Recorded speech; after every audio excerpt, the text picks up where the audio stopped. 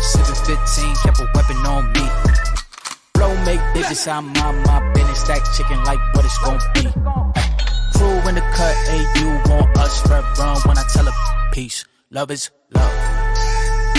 Love is love. Bendo with the switch again. Boy deliver like he heffing. Grow with digits, give him estimates. Somersaults for my Benjamins. I got what you need, baby. Skirt the Chevy, make a scene, baby. LABB been the team, baby.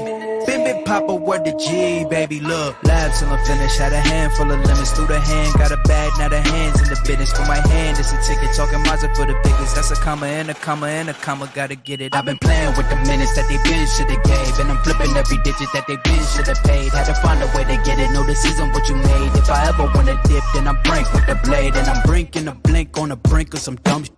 Watch how I move, cause I know the brink's coming. Watch for the blues, cause I know that they dumping. Nothing in my view, so it's hush on discussion. Hush on discussions, you know what you need to. I keep it in the fam to let you know that I don't need you. Y'all cats be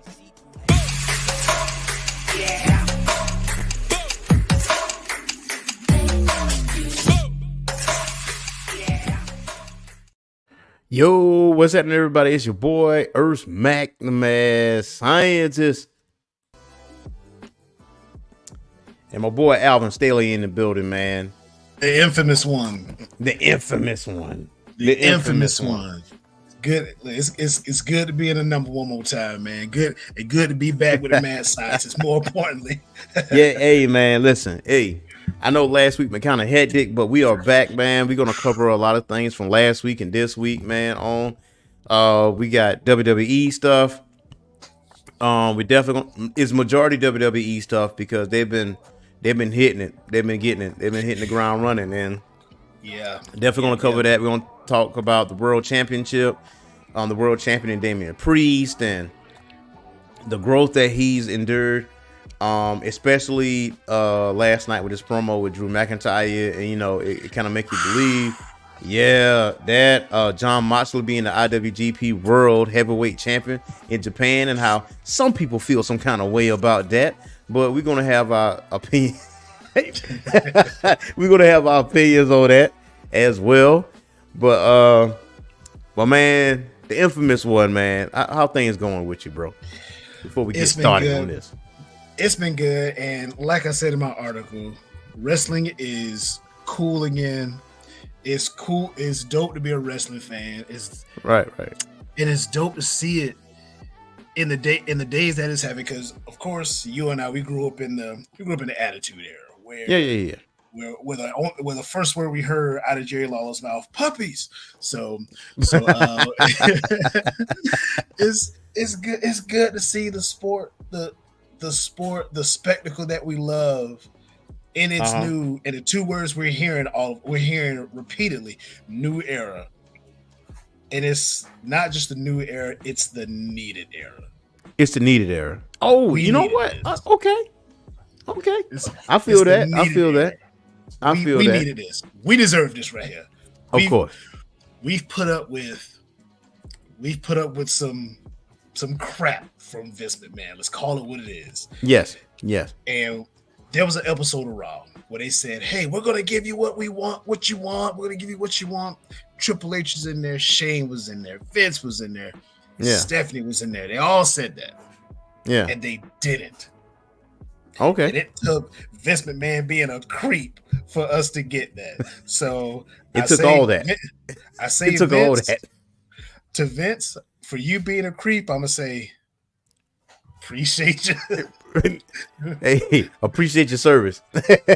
Appreciate your service, bro. Appreciate you.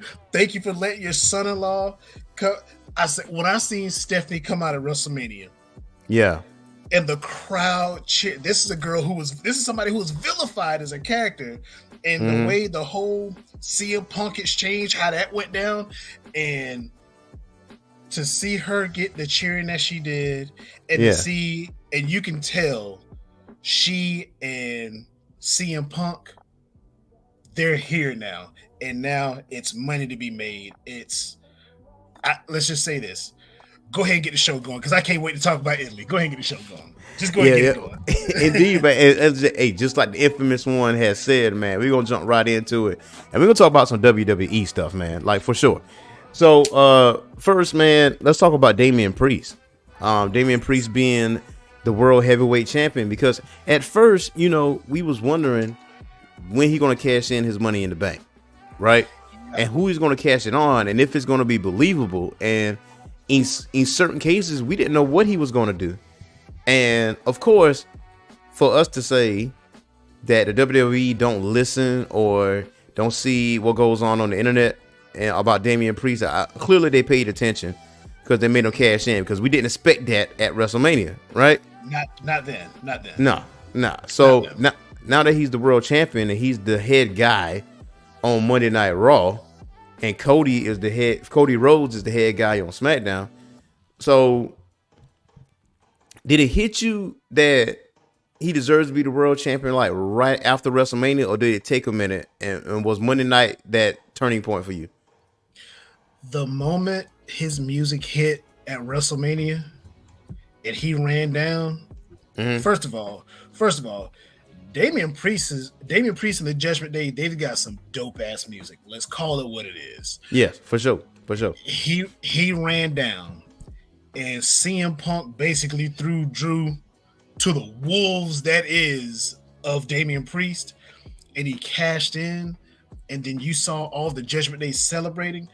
It hit me the moment his music hit at WrestleMania. I said, he's got to come out now. It's setting up Drew's doing too much in his victory. And when he came down and did it, and I'm sitting there thinking, this man's Puerto Rican. You haven't seen a Puerto Rican champion in God knows when.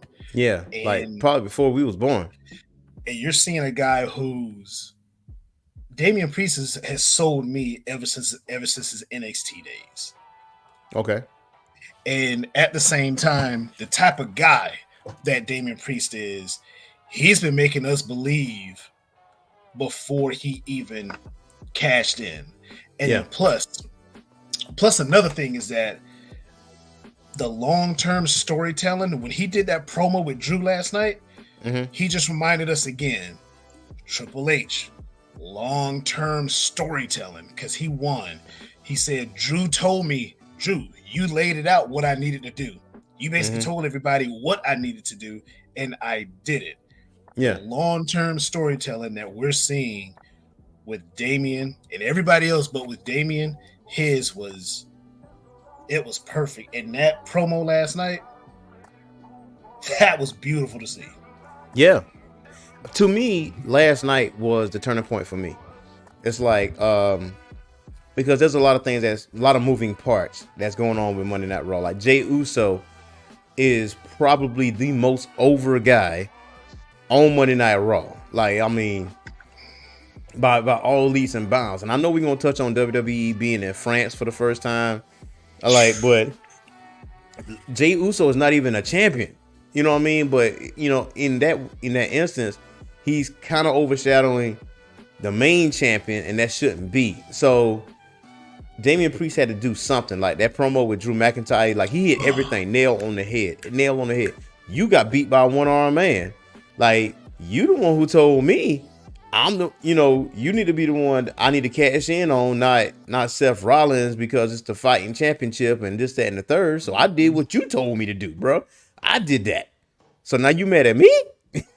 Like, you ever seen one of Tom Brady's game-winning drives where you see him dink, first down, touchdown. Yeah. That's what that promo was. Yeah. And normally you see a promo where you and I have a promo. I'm not that good at promo, so you have to carry me. Yeah. No, that promo between Priest and Drew, they were there. Bro, you see this, right? They were there. You see that? Hey, Captain. Hey, man, listen. They love the baby face, man. They love the baby face. Look at Black Fu Manchu in the building. But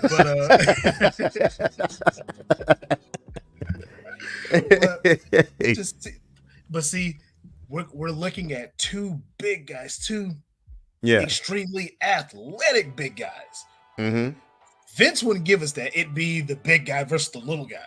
Yeah. Triple H is like, I've got two athletic guys. One could do a kip up in a heartbeat. The other one, both of them can flip over the top rope. So I mean, to see them, they didn't have to carry the other one. They were neck and neck in this in that promo. So the work that Damian is doing, amazing. We already know what to expect out of Drew. Yeah. Drew's go round after the whole 3MB thing years ago. Drew's go round, and let's be honest, he kind of sort of carried the brand during COVID. He kind of carried the business during COVID. So I mean, what we're getting is out of these two. I just hope Crown Jewel isn't the only time we're going to get Drew and Priest. That's my only concern. Yeah. I feel like they should stretch that out a little bit more. But let Damian Priest still have that championship, because there's still another story that need to be told. It's that story with the Judgment Day. A lot of seeds being planted that Damian do not like interference at this point. Like, listen, I'm the world champion. I don't need help, like, to maintain this thing. I'm not that, you know. Yeah, so like with Finn and JD, you know, they jumping in doing their thing. He was like, hey, bad back. You know what I'm saying? Like the whole thing with Jey Uso, right? Jey Uso has been in like championship pitch after championship pitch, but always coming up short. And you would think that will die down as far as him with the crowd, but it hasn't. It hasn't. Oh no. Like, so typically that'll kill somebody's momentum, but that hasn't though. Like, I think Damian Priest is coming into his own. Yeah. And I think now he's making believers out of other people that may have their doubts in him being the world champion, because, you know, it was some promos that he cut like early on, right after the world championship, that felt generic and it felt like kind of plain, and he felt like out of his element in a way. But, you know, I've seen Damian Priest since Ring of Honor, and I know you have too. And so his career started started before NXT. So yeah. I mean, with Priest, when like the night after WrestleMania, R-Truth shows up, and it's almost as if R-Truth had to be there. Yeah, but you can send Priest to that ring by himself and let him cook, and for him to go out and cook now, for when, of course, I thought he used to in NXT, he was kind of stiff with his promos. Yeah, if you let him go in that ring now, and you let him cook like he's doing now.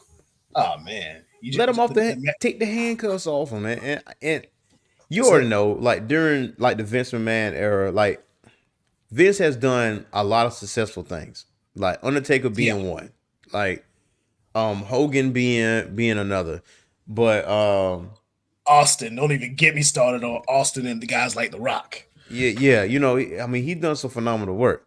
I mean, now his latter years, you know, he been lacking a little bit. So, like with Triple H having NXT Black and Gold, it's just really NXT Black and Gold all over again, but just on the main roster. That's just on basically steroids. On steroids. Like now, we about to show you some shit. Like we about to show you some stuff. So, I think with him I think he needs to be world champion a lot longer. I think his title reign needs to be longer. I'm not sure who's going to be the one who beats him for the world championship. My guess is Gunther. That's who's going to beat him. That is my guess. Good luck. I agree, and I would say good luck if he can find a way to beat Gunther, because this dude is and if you take a look at Gunther, he's gotten better and tougher once he dropped that weight. Yes, like this man is a walking freight train almost, and I say I'm going to give it Survivor Series. I'm going to give it. Bro, I'm cool with that. I'm cool with him holding that until Survivor Series over SummerSlam. Have him have long feuds with other people, and then when he sees Gunther Gunther wins the World Heavyweight Championship. And, you know, if he's going to hold... Gunther brought prestige back to the Intercontinental Championship. Like, that thing has main evented Raw. And you know how the Intercontinental Championship was at one point? You know, people like Bret the Hitman Hart, Shawn Michaels, Razor Ramon, you know, Austin, Owen Hart, all these individuals held that Intercontinental title. But then there was a little period where it was in flux, like it was a shell of itself. Yeah. So a pure mid card title. Pure mid card title. But somebody like Gunther held that thing for how many days? It was more than a year, right? It was a year and a half. Longer than a year. Yeah, for a whole year and a half he held that Intercontinental title. And I might be lowballing. And he went up against guys that were world champions. Last year, he defended against Drew McIntyre and Sheamus. Yeah. And let's go down some. And beat them both. He went up against Sammy. He went up against Jay. Sheamus. Yep. I mean, he beat Ricochet for Ricochet's not a slow leak. I mean, he went up against a lot of guys and he did it with minimal outside interference from the rest of Imperium. Those guys didn't even have to interfere. He didn't need them. He didn't need them. And that's what I feel like.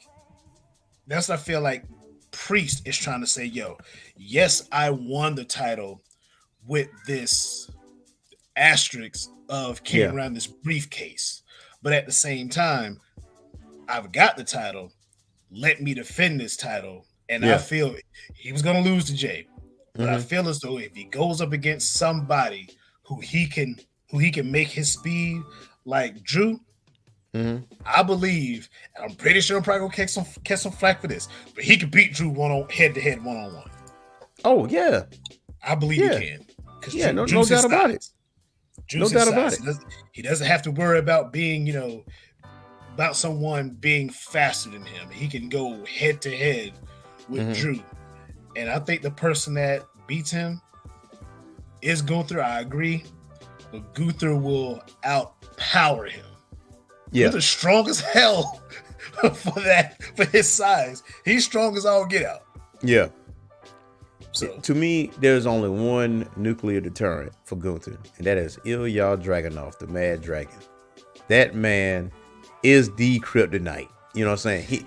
Sammy got the dub, but that's the feel-good story, for WrestleMania, because, at one point, everybody wanted Chad Gable. Yeah. Like, everybody wanted Chad Gable, and I did too. I did too. Like, Chad Gable is like reincarnation of Kurt Angle to me, but like, to make that thing pop off though, you can have Kurt Angle be his manager. Oh man, like can you imagine that, bro? Like, come on, man. But Chad Gable is like multi-talented, and I know they're waiting. They're waiting to put that title on him, and a lot of us didn't think Sammy was going to beat Gunther. I mean, it was like what, like 90-10 to 10 chance, really, and then he was at 10, and he beat Gunther. But in all honesty, though, at one point, I really wanted Ilja Dragunov to take that man down, man, because what they did in NXT, they beat the crap out of each other. Like, I mean, that NXT UK pay-per-view, like one of their first few pay-per-views. Yes. God. Beat downs. And so don't you find it like real odd though? So Dragunov was NXT World Champion, right? When he dropped the title, he moved on from NXT to the main roster. And he has been on at least 2 main events since on Monday Night Raw. Mm-hmm. And like in the King of the Ring, I mean, he took the L, but and then some people like, why Jay beat Dragunov for this, that, and third? I'm like, well, okay, do you really want Dragunov and Gunther in the finals at King of the Ring, or do you want them later at a bigger venue? Well, something is possibly on the line. Yes. Well, something is possibly on the line. Like, I can tell you now, and this is possibly some long-term storytelling to possibly happen, but I could absolutely see those two guys in the Elimination Chamber. Because, I mean, that could be the case. you can see, because as violent as that pay-per-view is, you can see that. But then again, like you said, something's got to be on the line. Something got to be on the line. I think Gunther wins the title. Okay. At not SummerSlam, at Survivor Series, because that gives April, May, June, July, August, September, October. It gives you a good 8 months. Yeah. For 7-8 months of run. That's a good run for Damian Priest. And then at the same time, who knows how long Rhea's going to be gone? I mean, who knows what type of shape the Judgment Day can be in, is going to be in, because again, like you said, moving pieces. You got guys trying to get in. Damian's not with that. I mean, who knows if Judgment Day is going to be in shambles. Turn on Damian. I absolutely think that he's done it. He's done it before. Yeah. Edge. He betrayed Edge. So I mean, yeah. Actually, that was what was it? It was Damian that was speaking on that. And he was like, "Yeah, the weakness is you." Yeah. Like, it's like, whoa, what? Yeah. And we gonna touch on Edge too a little bit too, man. But yeah. So that's a whole nother story too. Like, you know, him versus the Judgment Day. Like him getting past the Judgment Day. You know, and Gunther possibly beating Damian Priest at Survivor Series. That's November. So you got what? November, December, January, February, March, and April. So that's like 6 months, right? Dragunov and Gunther at WrestleMania. That's what I want. For the title. That's what I want. The long-term storytelling that could take place. And this new era. This new era is going to be, it's going to be a ride that Triple H is going to take us on, the craziest ride of making a lot of people think back. Because think about it. The chair shot of Roman Reigns to Seth Rollins. How long ago was that? Man, that was years ago. Years. That was years ago. To see him do that. And Steph was like, why did he do that? I said, he never got over Seth breaking up the Shield. Yeah, and the way Seth fell on the second rope was the exact same way Roman fell on the second rope. Talk to him. I was like, man, that was a callback if there ever was one. And then you see Cody. Cody did the Stardust during the pay-per-view. And I'm sitting here like, oh my God. This ride we on right now, I would like to say more, but I'm too afraid I'm going to stutter like crazy on this podcast and embarrass myself because I'm so excited. Man, I'm just super high on Dragunov, man. I mean, I know Damian Priest is the world champion, but I am super high on the Mad Dragon, man. This dude is not tall. He is, I think, 5'6", 5'7", something like that. Like, he's shorter than average person. He's our height. Yeah, but he's our height. You wouldn't know that, like, watching him, because he has a certain look in his eyes, and he has a ring presence. Like, soon as he walks down the aisle, he has this. He just has this persona, like he's gonna beat the shit out of you. I'm going to get my ass whooped. He's gonna knock the Sonic rings out of you, and that's what's gonna happen. And he does it. That finisher though, like when you laying down and he just like he diving and elbows you right in the face. I'm like, come on, man. Like, yes, the H-bomb. That is a finishing name if there ever was one, bro. Like, oh man, I'm gonna drop the H-bomb on you. I'm like, yo, Sonic rings everywhere, everywhere. And when he does promos, he looks you in the eye and says, "You can't." He basically says, "You can't win." Like, Trick, poor Trick had to go through the grinder to beat him. Yeah, Trick had to fight for his life. Yeah, Trick Uso had to fight for his life to get that dub. Yeah, and Gunther's going to end up when that time comes. Yeah, Gunther's going to do it, and I like that Ilja lost, because we don't need that story of Ilja and Gunther yet. No, we don't. We don't. Monday nights is not the place for that match yet.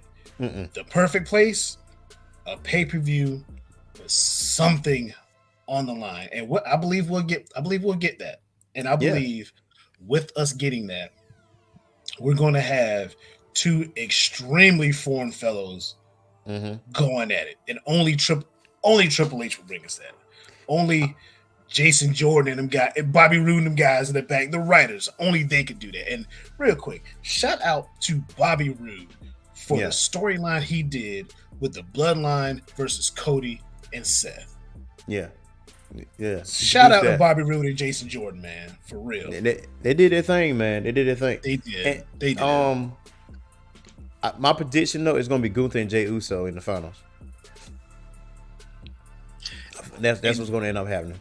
And Jay gets past it. You think Jay going to get past him? You think Jay going to be king in the ring?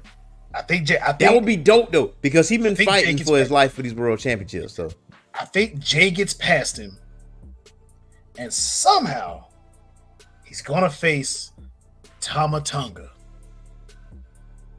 I think Tama Tonga gets to the finals, and Tama hasn't faced Jay yet. They haven't touched each other yet. And see, last week. But isn't the Bloodline like on SmackDown though? You see the way they're doing it, the way it looks. You've got to have. They're going to have a Raw winner and a SmackDown winner because they've got matches. They've got matches going on over there too. If I'm right, that's the layout. So you're going to have the winner of Raw, the winner of SmackDown, and we're going to have a collision. See, I gotta check out that bracket and see who's on what side. Because I feel like Jay it gotta be Jay versus Gunther in the finals. I gotta check that out. Okay, I gotta see the updated brackets for the King of the Ring here. Yeah, the finals will be the Raw winner versus the SmackDown winner. And see, I don't see, as much as I love LA Knight, I don't see him getting past Tama Tonga. Not with Tonga Loa. Not with Tonga Loa and Solo being there. Yeah, he's gonna take that L. So the bloodline is unhinged right now. They're going for whatever they want. Bro, let me tell you something, man. And then rumor has it that Jacob Fatu is on hold because he may outshine Solo because of how he talks. But Solo can cut a promo. He can promo his ass off in NXT. So all you got to do is let his personality shine, and they be running neck and neck. So SmackDown has Styles, Orton, Corbin, Hayes, Knight, Escobar, Lashley, Tonga. And okay, I see. So Uso beat Dragunov. So Gunther is gonna face Kofi. That's a L. Kofi gonna take that L. It's gonna be So it's gonna be Uso and Gunther in the finals for Raw. And then, that might. You know what? You might be right. It might be Uso and Tonga in the finals, the finals. And see, I think what had happened, they're going to give in the SmackDown finals. They're going to give us Tama and Orton. Yeah, because Orton still has it out for the Bloodline. He refused to let that go. Right. I think the Bloodline screws over Orton. And they possibly take him out, and you've got Jay and Tama Tonga. And matter of fact, I think this is what happened. I think we see Jimmy come back, and Jimmy's probably gonna go over there and try to just be there for Jay. Yeah. While you've got the Bloodline over there, because there's no way Jimmy could say I'm going to be running with the Bloodline after the way he got dropped. Oh yeah, he got dropped. Yeah, he definitely got dropped. He got mollywopped. So I mean, there's no look. He got the donkey ring banana peels knocked out of him. So I mean, there's no way. There's no way.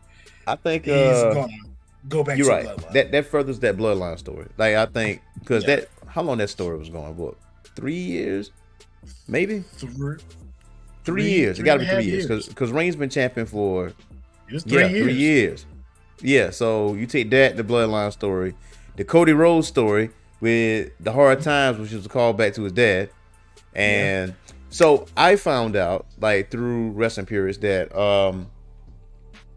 that Paul Heyman and Roman Reigns pushed for Cody to lose the first WrestleMania match because of what they was planning on doing the following year, which was a gamble. It was a ballsy move. It was a ballsy move because this day and age with the fan base is instant gratification. Like, it's like we, especially with the internet and everything, you want to be in the know and everything else in between. So it's like, oh, well, Cody won the Royal Rumble, so he automatically wins this, this thing at WrestleMania. That's your feel good moment or whatever. But that didn't happen that way. People was pissed, myself included, a little bit. I was like, dang, this interference. But I was all right with it. But I was all right with it, though. I was all right with it. I was a fan. But then I was like, I understand the business end of it. You know what I mean? So, so from that standpoint, I get it. Now this bloodline story gonna end. I think it's gonna end up being that Survivor Series where Reigns, Jimmy, Jay, maybe Jacob, Fatu, and then you got Solo, Tonga. Well, you need Jacob on that end too. So you got to even it out. Oh, no. Hikuleo. I forgot about Hikuleo. I'm about to say, because he's still signed to New Japan, right? Yeah, but he should be done soon too. And they're brothers. So that's another one. Yeah. That's another one. The whole family. The whole family. And who's is at the table? Who's on the board? Yo, this is going to be a Samoan civil war, boy. So this is Samoan ownership. This is what this is. This is Samoan ownership. Like, we don't want to call it that, but that's what it is. Like, The Rock really put himself in a seat where he's sitting in Vince McMahon's seat. This is a win. This is a win. It's a dub. His whole fam is there. Shout out, we're not just getting black guys and white guys in here wrestling. No, we got the islands in here. You got Pacific Islanders in here doing our thing. And hey, speaking of that, speaking of the island guys, let's not forget my man Bronson Reed, because I'm waiting on him to get a title. Hey, I'm pushing for him to win. I want him to win the Intercontinental Championship. I'm like the only guy in America that wants Bronson Reed to win the Intercontinental title. No, Bronson Reed is legit, man. Bronson Reed is legit. He is monster. Legit. But Monday Night Raw, man, they got hitters on Monday Night Raw. They got hitters. And it's all for Netflix. They got hitters. And see, with SmackDown got a bunch of guys that they're not as big and loud as the Raw superstars. Yeah. But they sit there and make you say, let me go ahead and take a look at this real quick. Yeah. They make you sit there and watch, because as much as I hated Austin Theory, he's doing his best work right now.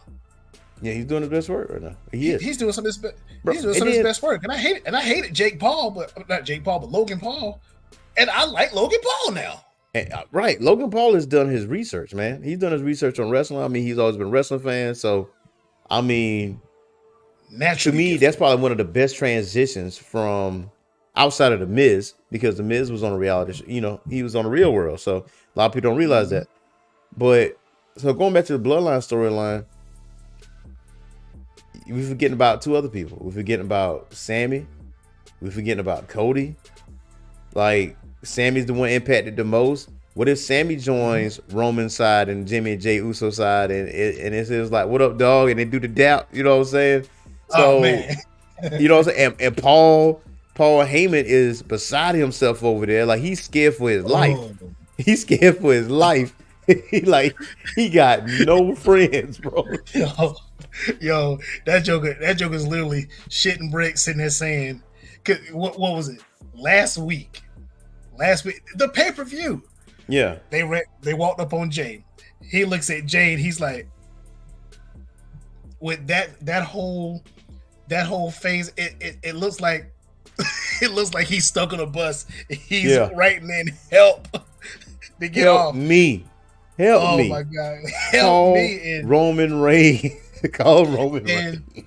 And real quick, just some flowers to Paul Heyman too. Yes. We're not even talking about how Paul Heyman makes a face. Yeah. And that face says about 5 different things like, I didn't sign up for this. Yep. I'm worried. Help me. I need Roman Reigns. Jay, do something. And it's like, it's just so much that Paul Heyman is doing. But at the same time, he's doing little and saying so much. And saying so much. And he doesn't even have to carry the bloodline. He doesn't have to. He doesn't have to say anything. Roman's best work has been his last 3.5 years. Jay, same thing. Jimmy, same thing. Sammy, don't even get me started with Sammy. Sammy was a delight for me. Yes. And now you've got Solo. Solo is doing all this talking, and I'm glad to see it because Solo was on a losing streak for a second. He was against LA Knight. Yeah, Solo was on a losing streak, and now we've got Solo looking like the man child that we know he is. Yeah, indeed. To me, I feel like Dusty Rhodes and Paul Heyman are the best bookers in pro wrestling. Period. Like the way they book things and the way they tell stories and stuff, it's crazy. I feel like, man, Paul Heyman is a gem. Is a gem. And I feel like early on when AEW first came around, man, I feel like, man, I would have thrown a shit ton of money, like a boat full of money at Paul Heyman. Here you go. Book how you want to, cuz. I would have thrown a boat full of money at him. A truck would have pulled up. Hell, yeah. I'd have showed up and just wrote a blank check and say, put as many zeros as you can on that, because I got it. I got it. Because he's a booker for sure. I mean, the way he tells stories, the way they pull things out. I don't think, I mean, now that I think about it, now that we talking about this Bloodline storyline, Survivor Series is too short. It's too short of a time frame to end it.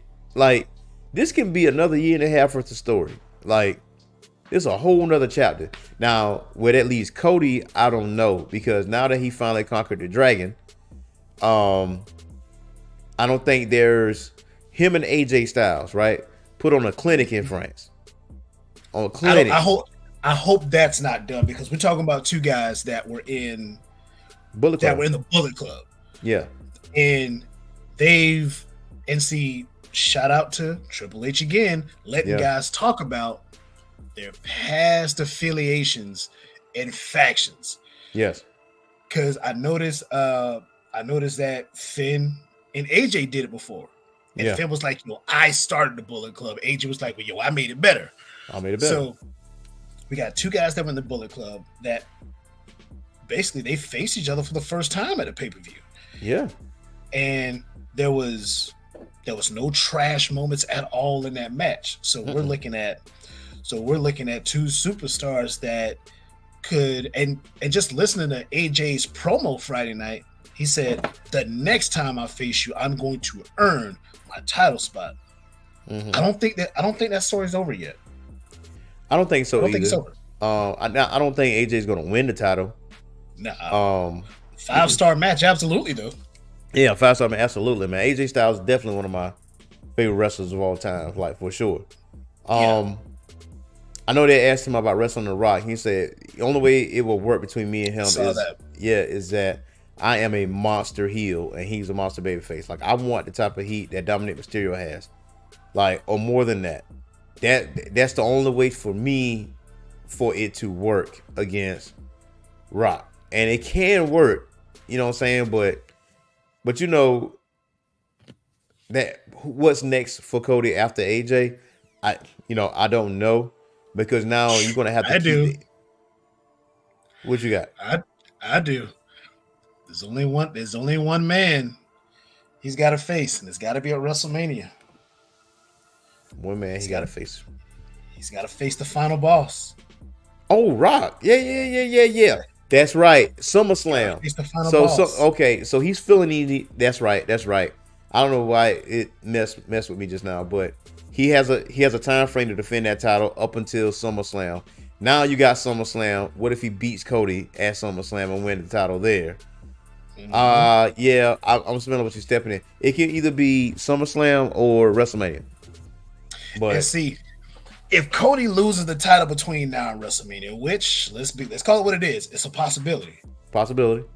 The Rock as the final boss, because he told him at Raw, because he was like, The Rock's got to go away for a little bit. He told him at Raw, whether you've got that title or not, I'm gonna see you. Yeah. And if The Rock is still, because The Rock looked good at WrestleMania. Yeah. He didn't look tired. He didn't look sluggish. He sold just like he always does. If you do a power move on him, he's going to make that shit look good. He's still a good seller in his 50s. So I love it. But Cody's going to have his hands full of this massive of a man of The Rock, called The Rock, at WrestleMania. I think that happens. I don't know if he's going to be champion by then. I hope he is. Yeah. But at the same time, if it all depends on Royal Rumble, it depends on Elimination Chamber, how that goes, because one of those world titles, the Royal Rumble and or Elimination Chamber, we figure out who's going to main event. But I think Cody, and I'm pretty sure Cody's gassing up for it, but I believe we see The Rock matter of fact, I believe we see The Rock face Cody. I think Cody holds on to the title until WrestleMania because The Rock did not get his one-on-one match for the title that he thought he was going to get with Roman. Long-term storytelling.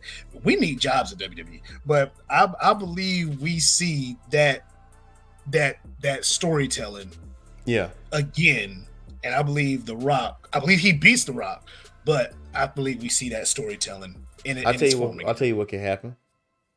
Rock beats Cody at SummerSlam, has the WWE Universal Championship, right? Okay. Solo is under him. That new bloodline. So it'll be Rock, Solo, Tonga, Hikuleo. And then Roman comes back like, hey, that's mine, fam. Like, run that. Then then you got Jay, Jimmy, Roman, and Jacob, Fatu, and Sami Zayn. And then it's like, okay. Now we got Survivor Series. All right. Rock still champion at that point. There's your traditional Survivor Series match. And then, I don't know he can hold it for that long because of his schedule or whatever, but that's your WrestleMania main event, like that next year, because Cody has his moment then, right? Or you might interject Cody in the situation and like, you know what? I'm going to help you because of Jay. I'm going to help Roman out. The Rock got this prop. You got this and that third going on.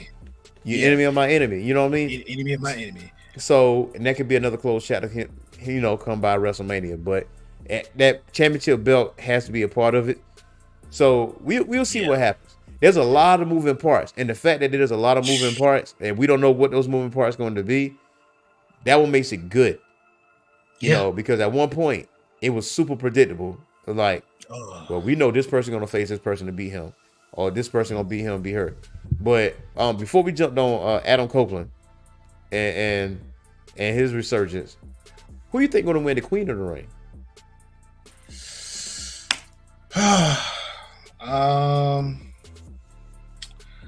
Lyra Valkyria is a favorite. On the SmackDown side, I have a feeling we may be setting up for Bianca and Jade to bump heads. Because the way the bracket is set, unless Jade loses to Nia, which I wouldn't put it past him. I like Lyra Valkyria. She's young. She's the new hotness over there, just getting drafted. Yeah. But I would like, this is my pick to win, even though they probably won't do it. I would like to see Nia Jax win. And here's why. Okay, I'm with you. Lyra Valkyria impressed me though. She impressed me. But go on. Nia has paid her dues. Nia looks dominating There was a point where we saw her get pinned by Alexa Bliss. Straight up. We saw her get pinned by Alexa Bliss, which Alexa Bliss is no bigger than this pin. Yeah. So, and short. yeah. And the reason I would like Nia to win, again, she's paid her dues. She looks dominating. Mm-hmm. And if you give her that crown, it's going to bring even more heat towards her. Because the U.S. fans are this close to giving her that Dominic Mysterio treatment. Like, you got Dominic booing level, then you got Nia. Nia's not that far. Listen, I feel like nobody got heat like Dominic Mysterio right now. I don't feel no one other than Don Callis. But Dominic Mysterio, Dominic Mysterio, man, this dude can't speak. He can't talk to the point where it's a trend for them to interrupt him anytime he just grabs a mic and just do this shit right here. And Dominic, and it's not like, and it just up and started. Yeah. And it's not like he has to say anything. He just comes out and he does this. Woo! Out the building. Let's boo this man. Boo! Tomato. They just boo this man out the building, and and I know the rest of Judgment Day gets a good laugh at it. I know they try to hold it in. So I think some of their best moments in Judgment Day, like when Truth was there, and I know he made them break characters so many times. Because what Truth been doing just popping up. I caught Damian Priest breaking character a few times. Yeah.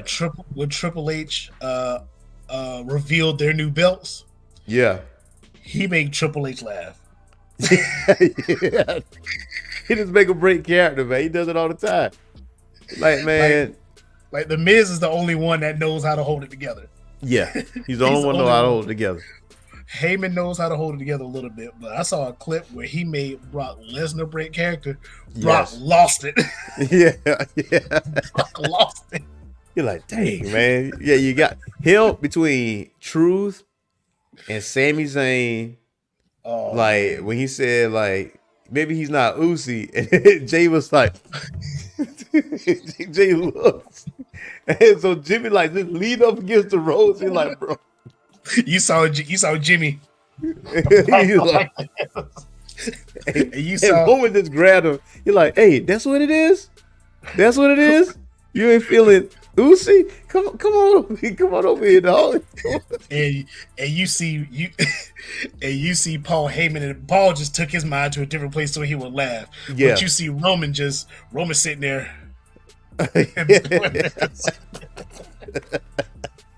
Man, that's right there. That's some of the best moments. But my all-time favorite moment, though, bloodline wise, was when Jey Uso and Cody won them tag team championships, and they did that press conference, and Cody was like, "Me and Jey had some libations on the bus," and Jey was like, "Yeet," like yeet. So you feel me? And what gets me, Jay took a word that was big before COVID. Yeah. And that's his thing now. Yeah. And to see what the fans did in Italy when he came out, that's France. Yeah, my bad, France. Yeah, right. That's the craziest thing I've seen. Like, that lets you know right then and there. You remember how Ahmed Johnson was over, but Ahmed couldn't get it right? Yeah. Jay's got it, and he knows what to do. Yeah. You're over, just don't get in trouble. Just don't get in trouble. Don't piss the boss off. Like, bro, let me tell you, man, France showed us how you supposed to be. I don't know what it is about some U.S. crowds, because no matter what wrestling show, whether it's WWE or AEW, it's certain towns, there's certain cities that you go to and it's dead. Like, they ain't even hype. Why did you buy a ticket to go see this show in the first place? Like, you know what I'm saying? If you ain't going to be hyper, let loose. Because I feel like they're concerned about what the person next to them going to look at them like. Or they're scared about somebody going to record them or whatever. Them people in France, they could give two shits. Like they was out, they sung Randy Orton's music bar for bar. I never heard that. Word for word. Like, they gave him the Jericho treatment, and with France and matter of fact, France and Puerto Rico, they understood the assignment, and they signed up for extra credit. Right. Us over here, I heard Friday night that they were singing Randy Orton song, but you've got Jay. France has shown you what to do when Jay comes out. Yeah, get your phone, turn the Fireflies on, and that's it. That's it. Just get to the beat, man. Look, listen. He need to come out the Fiend though. He need to come out the Fiend.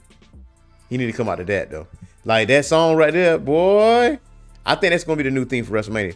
But and then people was giving AEW shit for like, oh, so you couldn't sell out a show in the US?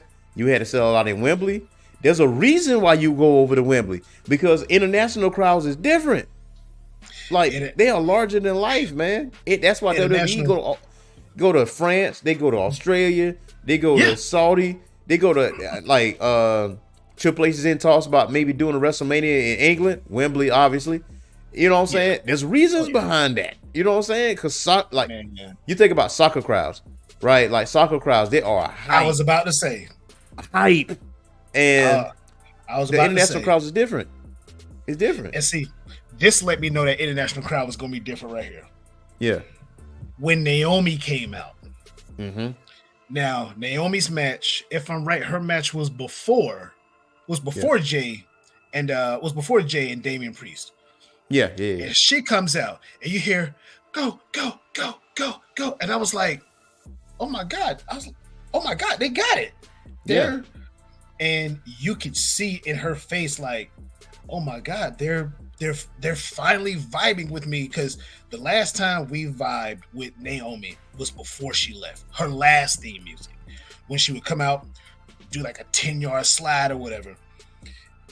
And to hear France go off like that, I mean, and we're talking about a bunch of folks who probably don't understand English all that well, but then, they're more than likely, the majority of them bilingual, of course, because it ain't hard to speak English.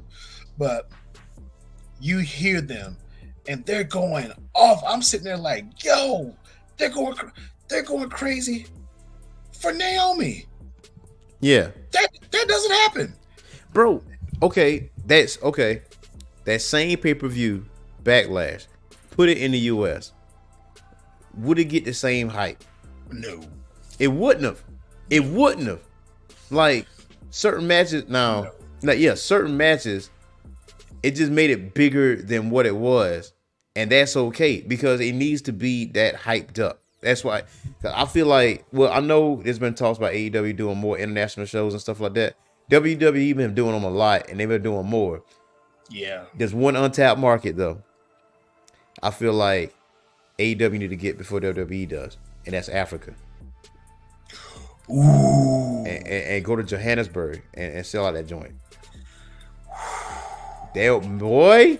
Yeah. Yo, like this, man. I wish I had Tony Khan's ear, man. I'm like, listen, what about 2020? 2025, all in at Johannesburg in Africa. How about that? Like, do that, because you got the UGW. I think it's SGW, if I'm not mistaken. Is it UGW? It's the Ugandan Wrestling Federation. Like, I know you've seen it on Twitter and stuff like that. Like Will Ospreay, donate. Mansoor is, donated thousands of dollars or whatever the case may be. Like it's being highlighted. So there's a reason. Like, this is a message to the U.S. crowds. If you ain't going to these wrestling shows to go crazy, don't go. Yeah, like don't go. And then, because I feel like it's not good for someone that's watching TV. You know what I'm saying? Because like, when this crowd dead, that means the match is boring. That means they just put it out there like, this match is trash. These people are trash. Yeah. Like, you know what I mean? And it's just certain cities that I hate when WWE visits or when AEW visits, because I know that crowd is going to be trash. I know it is. Greenville, And if anybody that's watching this, if you're from Greenville, hey, look, don't shoot the messenger. Wrestling does not need to go back to Greenville. I watched Raw last night. Crowd wasn't that good. I've been to an AEW show in Greenville last year. Crowd wasn't that good. Sorry, I know Greenville is Flair country because of it being close to North Carolina. Yeah. No. Yeah. It doesn't need Greenville. Greenville is preparing itself for a red X. Go up to Charlotte. I'll ride to Charlotte. But when it comes to pay-per-views in the US, WWE has to just narrow it down and be like, yo, we got to go to these markets. We got to go to these places where the markets are big in sports. Dallas, San Antonio, Vegas, LA, New York, NYC, Brooklyn even. I mean, you've got to go to where DC, you've got to go to where that market is big in sports. I mean, because when you go to Greenville, it's nothing there in Greenville outside, but Greenville. I mean, when you go somewhere like that, you're going to give a good show, period. But the folks there, they're not going to add to the excitement because they're not live. When I heard that show was at Greenville, and I was just telling Steph, I said, WWE be having some bad luck in Greenville. Do you remember back in the day, in your house pay-per-view, and the lights went out? I think that was what was that? I think it was Savio Vega versus, I forgot who Savio Vega was going up against. But it was a Savio Vega match. The lights went out. Boy, this is when they were WWF at the time. Yeah, they didn't come back to Greenville for a while. Yeah, they pieced out Greenville because of, and that was a pay-per-view. That was a snafu in the pay-per-view match. They said, "Hey, look, later Greenville, we'll see y'all later." We ain't doing that again. They didn't come back for a minute. Yeah, we ain't doing that again. But international markets, man, US markets got to do better. Like some US market, if you like, well, why you never come here? Because y'all not hype. Like, come on, man. Like, it's not good. So, going over to AEW, there's some news about Cash Wheeler. His case been dropped. So, case been dropped out here. So, he, no more worries about that. Also, Adam Copeland, man. Adam Copeland is having the time of his life as a pro wrestler. He's just enjoying. I feel like this is like when you retire, you can do whatever the heck you want to. And this won't tarnish your legacy. And even though Adam is not retired, he said it on Swerve's show. He said, I'm gonna try a new wrestling move every match. Something I never done before. Every match. I thought I saw some new new moves out in the repertoire of him. I thought I saw some new stuff. So to see what he's doing with the House of Black, and I think this helps out both sides. Yes. House of Black hadn't been getting good matches. They hadn't. Yeah. And then you've got a guy like Adam Copeland who's just enjoying being able to do this again, because we know he was on the shelf. He was on the shelf for a while, and I hated that.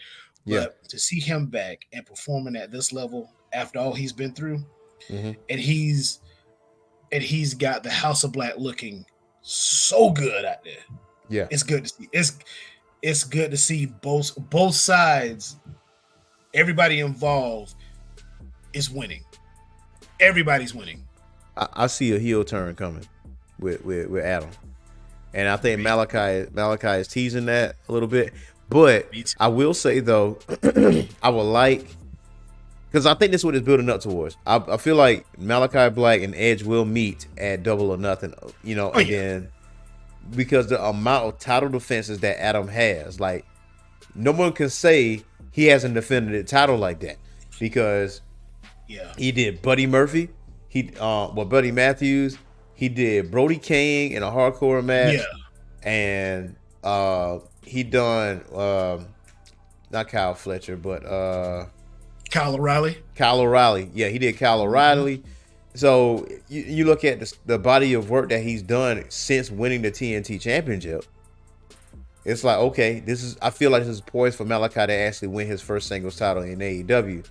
And that might kill some of those rumors that, okay, because people are like, well, it's already a done deal. Buddy Matthews, Malachi Black, they're going back because of obvious reasons. Yeah. But I mean, I wouldn't put it past them to go back. You know what I'm saying? Yeah, I wouldn't. But I wouldn't. But I think Edge see where House of Black is not being utilized, and he is utilizing them to a maximum potential. Like, I want Buddy Matthews to actually win a singles title on his own because that dude is elite. That is an elite individual. He's been elite since 205 Live. Exactly. Like, him and Pac need to do something together. But you know how fast that match will go? Oh, it's gonna be like lightning. Like lightning. So yes. I mean, I'm very high on Adam Copeland on what he's able to do because he's just enjoying pro wrestling. You know, He did reveal in Chris Van Vliet's show that, you know, when he did the Dark Persona and he came up through the flames and we was hoping Gangrel was going to be with him, he pitched for that and Vince said, I think it was Vince. Vince said no. And Gangrel, like, because nobody wouldn't remember. Really? I remember that. And Gangrel said, I saw an interview with Gangrel. Gangrel was like, look, I appreciate him doing that and everything, but Gangrel was in the wings waiting for that call. Yeah. He was in the wings waiting for that call. Easily. And it, like, why would we not remember the Brood? Like, this is like, how? This Edge, Christian, and Gangrel. Like, come on now. Do you I did learn a little secret about them. You might know it too. When they were coming up, and you would see them, and you would see like Edge and Christian smiling or whatever when they're coming up. Yeah. They were smiling because it was like, yo, this is such a cool ass entrance that we're doing. Like they were always caught up in it. and it was so dope to see. It was so dope to see that. See that it looked like three guys were now vampires. Only one's really a vampire. The other are just under his spell or whatever. Yeah. And the Brood gave us some dope ass matches. It did. It gave us some dope matches. Gave us some dope matches, and I really do appreciate the fact. And also, Adam and Christian, they're teaching long-term stories, like, to the younger talent that's there. Like, they teaching, like, you don't have to break your neck every single match. Like, you can pace yourself. You can do this and that and the third. Like, you know, I think Christian and Edge match against each other was like the highest rating of the night. And they weren't doing like half the stuff that the other performers was doing. And that's no slight against them.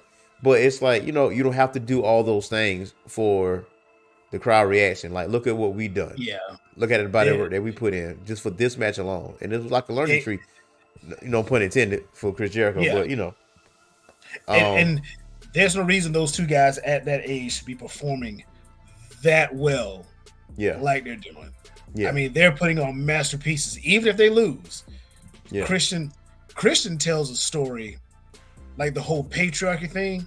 Yeah. Just the way he carries himself. He comes to the ring. He's got the jacket on. He's got the freaking Chelsea boots on every time he comes to the ring. It's a story. Yeah, the turtleneck. He tells a story every time he comes to the ring, whether he's wrestling or whether it's a promo. And it's amazing to see what he's doing at this point in his career, because I thought it was over for both of them. Man, I'm so happy I was wrong. For Christian, you better not have a dead father, because he's on the way. You better not. Oh man. Because if he finds out about this, if he knows that bit of information, well, I know that your father abandoned you and see you need a new dad. You're like, like, that's so healed, man. I was like, it's like I knew he was gonna get Swerve, man. Swerve was like, we'll take you out. Look like it was your two daughters. Look like they need a new dad. Oh my God. You better not have a dead. You better not have a dead father or a dead husband, because he's coming.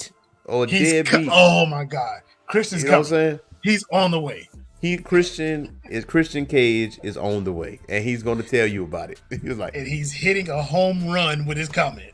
With his comments, like, he has no couth He has no couth whatsoever. None. Couth? What is that? I'm your father now. He doesn't have any. So tell me. Oh, okay. Collision. Dax Harwood and the Dynamite Kid, man. What did you thought about the Dynamite Kid? And there's a video circling too. It was good to see. It was good to see the Dynamite Kid because I looked up some stuff on his uncle and everything, and I'm glad to see that name, just that moniker, the Dynamite Kid, in wrestling. Because I didn't watch a lot of Dynamite Kid. So I mean, when I finally went back and watched some of them, I was like, yo, this dude was pretty cool outside of that damn headbutt. So I mean, it's good to see him. There's a video that's circling around that Dynamite Kid was looking at his match with Dax Harwood, and there was one man that was sitting in the corner watching it with him and like studying that match. That man is Bret the Hitman Hart, sitting in the corner watching it with him. This man is under the tree for real. This man is under the tree. I hope to God that they sign this man, because I feel like, you know what? I feel like Bret Hart should be like, that is if he wants to, like be like one of the trainers or whatever, like how to tell a story. So like, I mean, he has his own ways of things. Like, you know, fuck Bill Goldberg. You know, he going down that hill. You know what I'm saying? He going down that hill. Yeah. But he has so much knowledge though about the game. You know what I'm saying? Like, I still have dreams of him versus Kurt Angle, man. I still, that's something that never happened.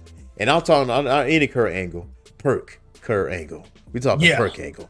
like Perk Angle for TNA. You know what I'm saying? So, but yeah, he's under the tree, man. Like he, you know, I mean, obviously Dax and Cash, they have a relationship with Bret Hart, obviously. Oh yeah. And you know, this is, man, I can't wait to see what a new Dynamite Kid, what happens with him. Maybe he goes in Ring of Honor, work his way up, and come back to AEW. But he's on his way.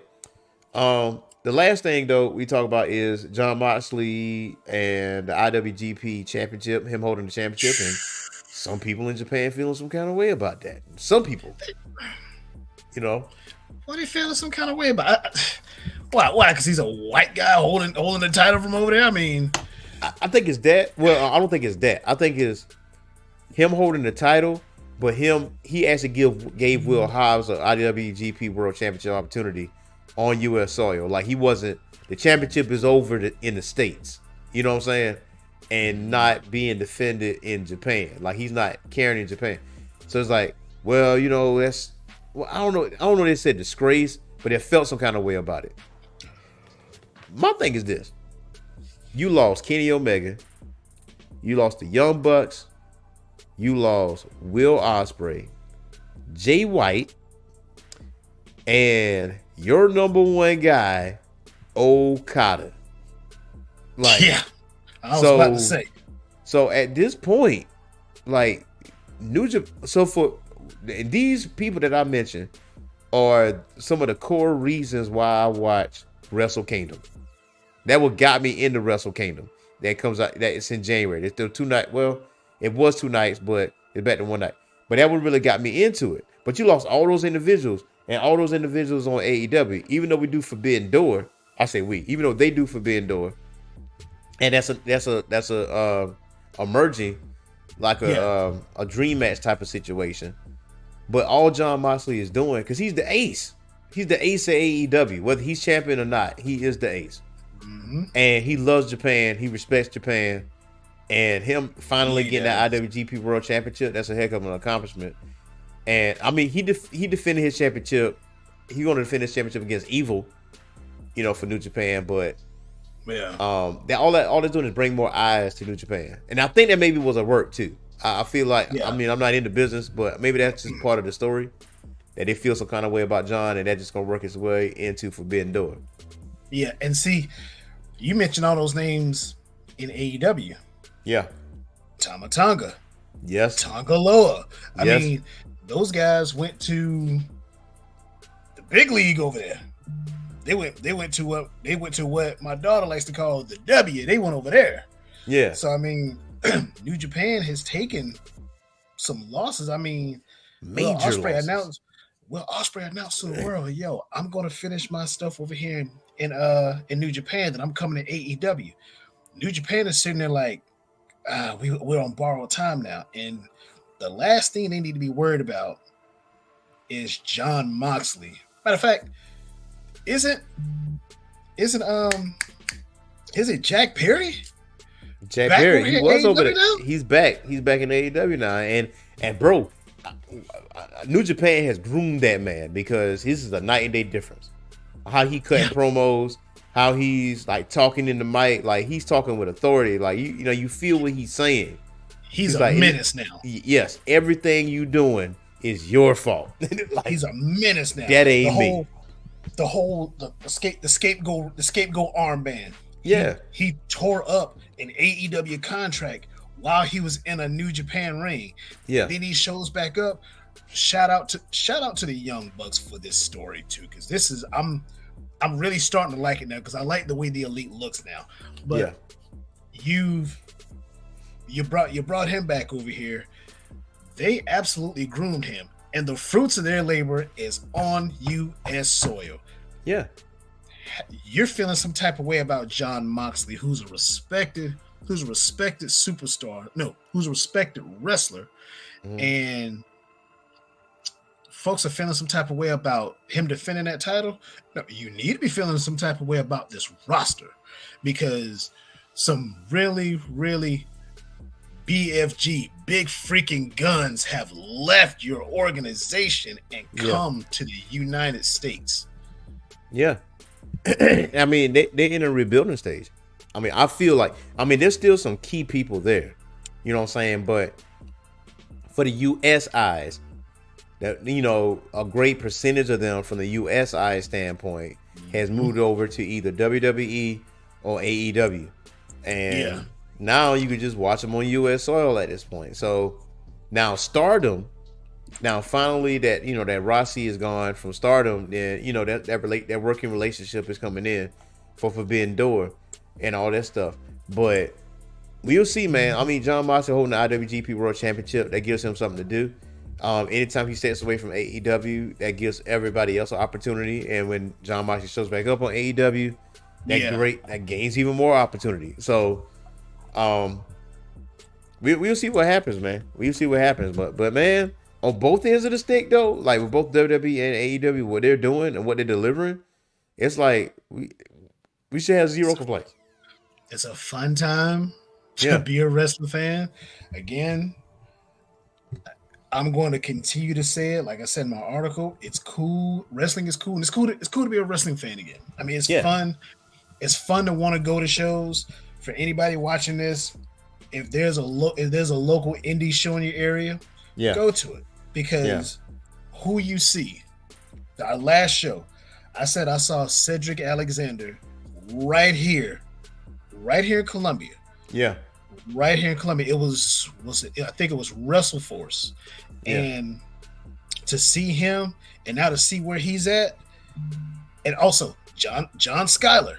John Skyler's on he's on what, TNA now. John Skyler, he comes back to Columbia all the time. And to see these guys, I would say for folks, go to those shows. Yeah. Because one of those guys is the next big superstar you'll see on TV. Indeed. They're the next big thing, man. So you won't be disappointed when you go. I promise you that you won't be disappointed. Not at all. Go to local wrestling shows, man. Go to local wrestling shows. Oh man, and you see something like Palmetto Championship Wrestling. I went to one of their shows once. Yeah, amazing stuff. Like Erica, she was on Ring of Honor. Like she wrestled Nyla Rose on Ring of Honor. And I was like, ew, like, you know, that was one of those opportunities or whatever. So I mean, telling you. Y'all gotta go watch some shows, man. But check it. That is our show for today. Now on Sunday, for the Patreon subscribers, just be on the lookout Sunday. It might be one of those drink and drink type of shows. But on Thursday, on Thursday, there will be no show on Thursday this week. But me and Boogie Blends will be back next week. I will be in another location. I will be in Raleigh, North Carolina, at an Amazement. But I'm still going to do my show on Thursday night, myself and Boogie Blends, before we jump into the anime convention stuff, man. But yeah. So you got anything else for the listeners out there?